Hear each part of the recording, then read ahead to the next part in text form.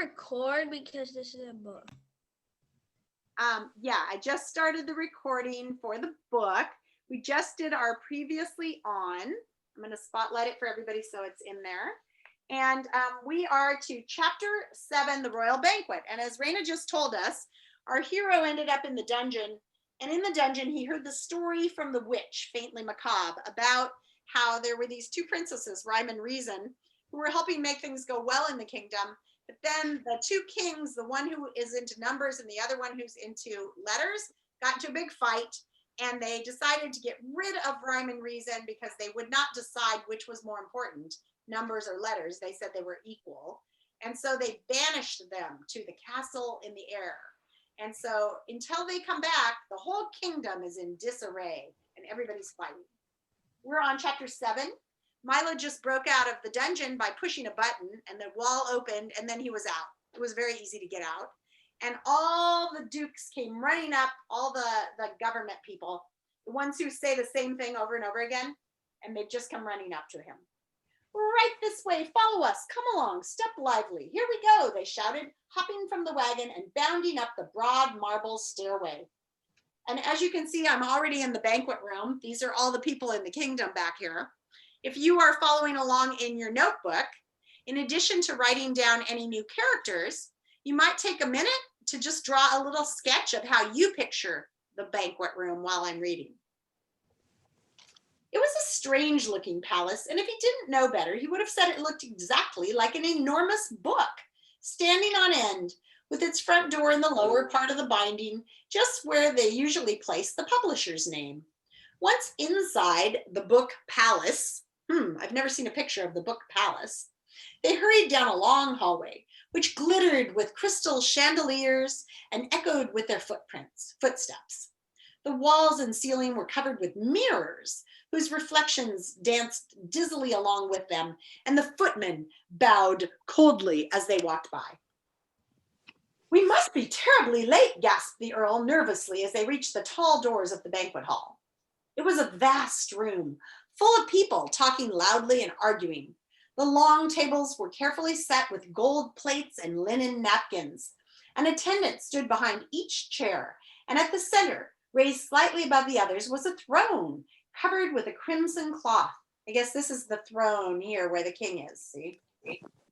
Directly behind on the wall was the royal coat of arms, flanked by flags of Dictionopolis. Milo noticed many of the people he had seen in the marketplace. The letterman was busy explaining to an interested group the history of the W. And off in a corner, the humbug and the spelling bee were arguing fiercely about nothing at all. Officer Shrift wandered through the crowd, suspiciously muttering, what was he yelling at people? Guilty, you're guilty, you're guilty. And on noticing Milo, he brightened visibly and commented in passing, "Oh, you! Has it been 6 million years already? Well, great." My, how time flies.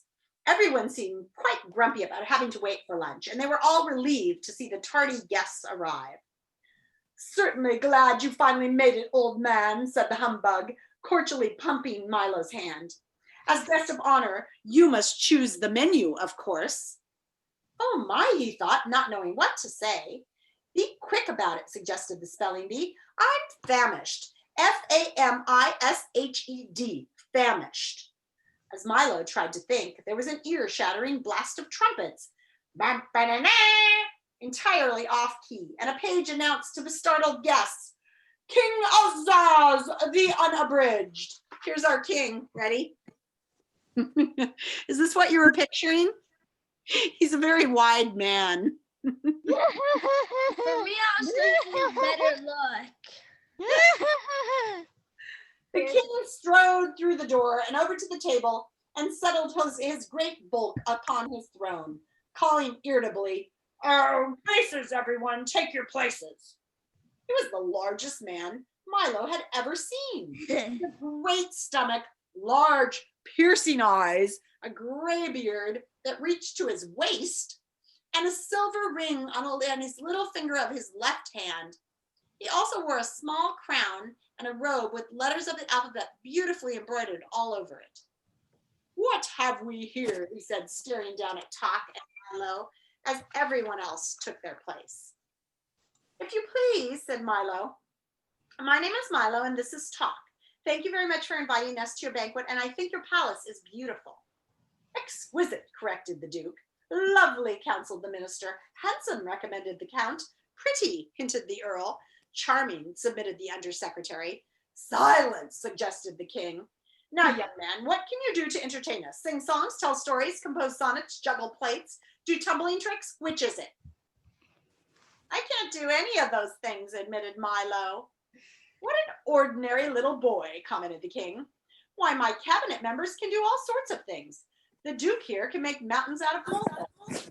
The minister splits hairs. The Count makes hay while the sun shines. The Earl leaves no stone unturned. And the Undersecretary, he finished ominously, hangs by a thread.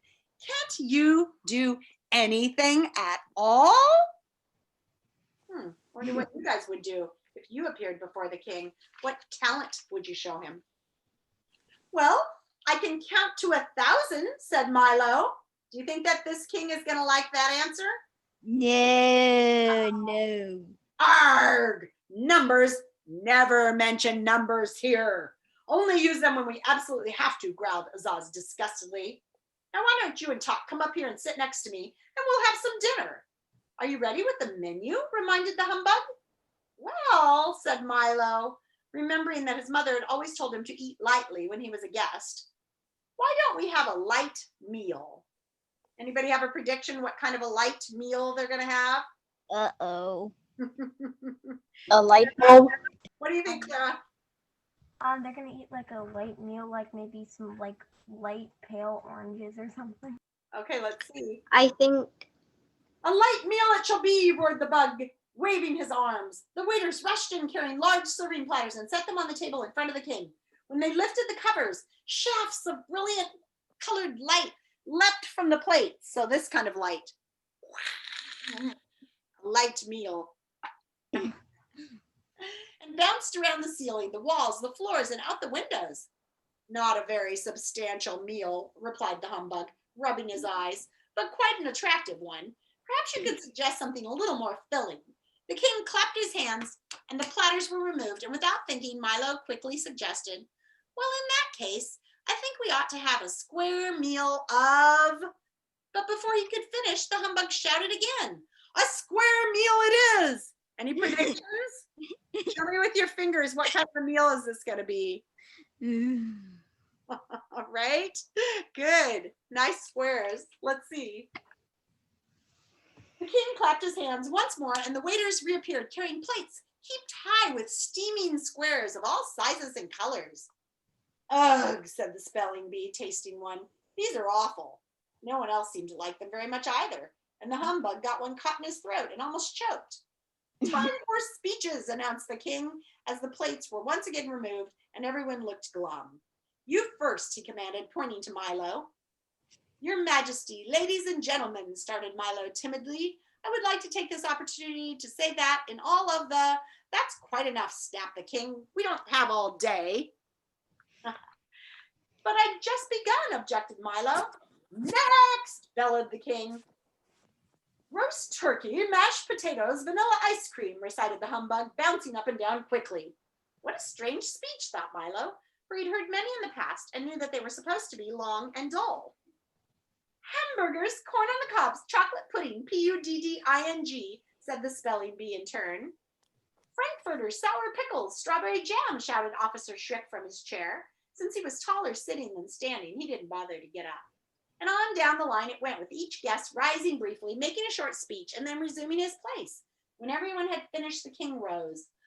Pâté de foie gras, soup à l'oignon, faisans sous cloche, salad endive, fromage et fruits, et demi-tasse, he said carefully, and clapped his hands again. Any predictions? The waiters appeared. What are they going to be carrying? Each carrying heavy hot trays, and they set it in front of each guest. As they uncovered them, each plate contained the exact words spoken by the various guests, and they all began eating with great gusto. Dig in, said the King, poking Milo with his elbow and looking disapprovingly at his plate. I can't say that I think much of your choice. I I didn't know that I was going to have to eat my words, said Milo. So the other guys are eating mashed potatoes and he's eating, what did he say in his speech? Something about let me begin. Of course, everyone here does, the king grunted. You should have made a tastier speech. Milo looked around at everyone busily stuffing themselves and then back at his own unappetizing plate. It certainly didn't look worth eating, and he was so very hungry. Here, try some summer salt, suggested the Duke. It improves the flavor. Have a rigmarole, offered the Count. Perhaps you'd care for a synonym bun, suggested the Duke. Why not wait for your just desserts, mumbled the Earl indistinctly, his mouth full of food. In one ear and out the other, scolded the Duke, attempting to stuff one of his words through the Earl's head. If it isn't one thing, it's another, chided the minister. Stop that at once, thundered Azaz, or I'll banish the lot of you. Sorry, excuse me, forgive us. Pardon, regrets, they apologized in turn and sat down glaring at each other. The rest of the meal was finished in silence, until the king, wiping the gravy stains from his vest, called for dessert. Milo, who had not eaten anything, looked up eagerly. We are having a special treat today, said the king, as the delicious smells of homemade pastry filled the banquet hall. By royal command, the pastry chefs have worked all night in the half bakery to make sure that... The half bakery? Questioned Milo. Of course the half bakery, snapped the king. Where do you think half-baked ideas come from? Please don't interrupt. By command, the pastry chefs have worked all night to... What's a half-baked idea, said Milo again. Will you be quiet, growled Azaz angrily. But before he could begin, 3 large serving carts were wheeled into the hall and everyone jumped up to help themselves. They're very tasty, explained the humbug, but they don't always agree with you. Here's one that's very good. So remember, these are half-baked ideas. Milo. And through the icing and nuts, Milo saw that it said, the earth is flat.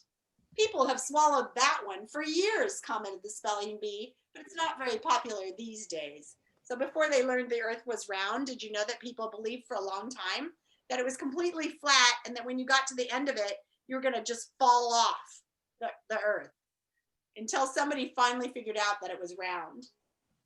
Let's see what other half-baked ideas there are. He picked up a long one that stated, moon is made of green cheese, and hungrily bit off the part that said cheese. Now there's a half-baked idea, he said, smiling. Milo looked at the great assortment of cakes, which were being eaten almost as quickly as anyone could read them. It never rains, but it pours, one said, and the king was busy slicing one that said, night air is bad air. I wouldn't eat too many of those if I were you, advised Talk. They may look good, but you can get terribly sick of them. Don't worry, Milo replied. I'll just wrap up one for later. He folded his napkin around. Everything happens for the best. I wonder if he'll use that later. And we are to Chapter 8, The Humbug Volunteers. Now, I've already recorded Chapter 8, so right after this meeting, if you want to, you can go on and listen to it. And then I'll put in Chapter 9 tomorrow. So I would like you to be done with Chapter 9 by Monday so that we can read Chapter 10 together on Monday. So I'll put in Chapter 9 later today. I've already put in Chapter 8.